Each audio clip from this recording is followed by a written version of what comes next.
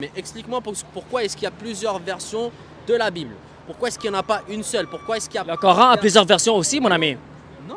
Alors, montre-moi les preuves, parce que moi, je peux te montrer les preuves que le Coran a été changé. Tu vas me dire, il y a Fahs, il y a Warsh, il y a ci, il y a ça. Ça, c'est... Non, j'utilise seulement les sources islamiques. Je ne vais pas sortir des sources.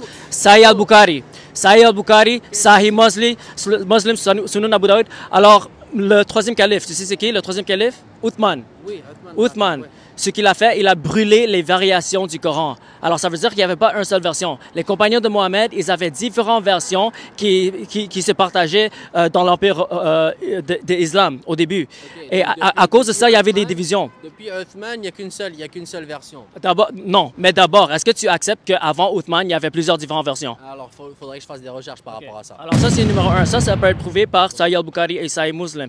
Deuxièmement, après que Uthman a standardisé le Coran par force, il a brûlé toutes les variations, le Coran othmanique n'a pas réussi à rester fidèle mot par mot ou point par point. Parce qu'il y a plusieurs différents qira'at qui ont commencé à se développer jusqu'à une cinquantaine. Qira'at, c'est différents dialectes, mais ça change aussi des mots. Qu'est-ce que ça veut dire, qira'at? Les lectures. Les seuls changements, c'est des changements dans la prononciation. Il y a les mots aussi. Il y a les mots et les phrases qui sont différents aussi. Dans la prononciation, il n'y a pas de phrase qui est différente. Il n'y a aucune phrase. Bro, il n'y a aucune phrase, on peut faire la recherche live. Oui, vous pouvez, pas de problème. On peut faire la recherche live. Pas de problème. Mais il y a, comme je t'ai dit, ça a été transmis par des lectures, right? Et quand ça a été transmis par des lectures, c'est sûr qu'il y a par exemple des mots qui ont différentes prononciations. Par exemple, la Surat al-Fatiha. Par exemple, il y a Maliki Yawmiddin et Maliki Yawmiddin. C'est des petites différences comme ça. Mais les savants islamiques à l'époque se sont rassemblés pour voir toutes ces différences, ils se sont mis d'accord sur l'insignifiance de ces différences. C'est vraiment des différences de prononciation parce qu'ils vivaient dans différentes tribus, etc. Mais il y a une seule version, bro. Seule version. Alors, dans les différents dialectes, il y a des prononciations, oui, mais il y a aussi des mots et des phrases qui ont été changés, mon ami.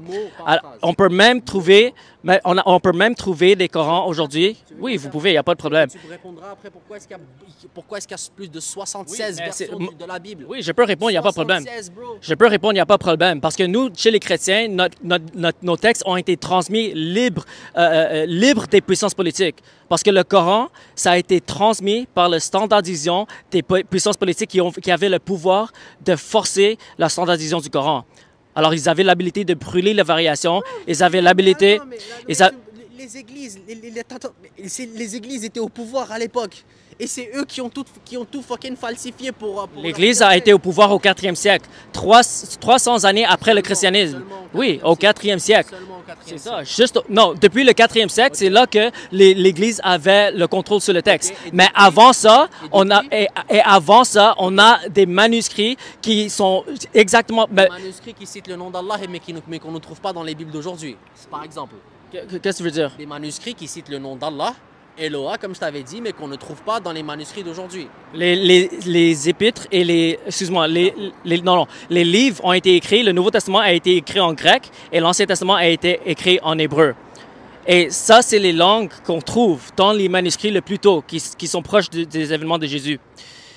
Et si on examine les manuscrits qui sont proches des événements de Jésus et on les compare avec nos manuscrits d'aujourd'hui, c'est exactement pareil dans le sens. Les mots peuvent être différents avec les traductions, mais le sens, c'est le même. C'est pour ça qu'on sait que la Bible est inspirée de Dieu, parce que le message... C'est ce que je te disais depuis tout à l'heure, que le sens était... Enfin, attends, comment est-ce que le sens serait le même si tu supprimes des versets d'une Bible, mais que tu les trouves dans d'autres... Quel verset a été supprimé? Il y en a plein, bro. Il y en a plein.